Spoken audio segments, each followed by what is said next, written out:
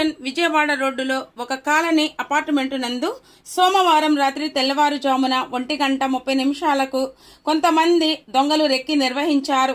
వారు రెక్కి నిర్వహించిన సమయంలో అక్కడ ఉన్న సీసీ కెమెరాల్లో రికార్డైన ఫోటోలు ప్రస్తుతం సోషల్ మీడియాలో వైరల్ అవుతున్నాయి.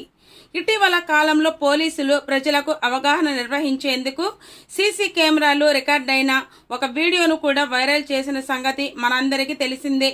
రాత్రి సమయంలో తలుపులు ఎవరు కొట్టినా తీయవద్దని, కొంతమంది దొంగలు చోరీకి వచ్చి తలుపులు కొట్టి మనుషులు బయటకు వచ్చిన తరువాత వారిని రాళ్లతో ముత్తి దొంగతనాలకు పాల్పడుతున్నారని, తొందరపడి తలుపులు తీసుకుని బయటకు ఎవరు రావద్దంటూ పలు సూచనలు కూడా అందించారు.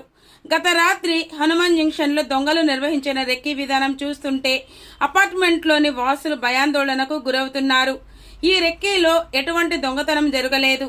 ఇప్పటికే హనుమాన్ జంక్షన్ పోలీసులు రాత్రి సమయంలో గస్తీ విధిస్తూ బహిరంగ ప్రదేశంలో మద్యం సేవించిన అనుమానాస్పదంగా ఎవరు ఉన్నా వారిని అదుపులోనికి తీసుకుని విచారణ చేసి వారిపైన కేసులు నమోదు చేయడం కూడా జరుగుతోంది. గత రాత్రి దొంగలు నిర్వహించిన రెక్కీ విధానం చూస్తుంటే ప్రతి ఒక్కరూ జాగ్రత్తగా ఉండవలసిన అవసరం ఎంతైనా ఉందని, అపరిచితులు ఎవరు వచ్చి తలుపులు కొట్టినా తీయవద్దంటూ పోలీసులు ఇస్తున్న సూచనలు ప్రతి ఒక్కరూ పాటించాలని కోరుకుంటున్నాము.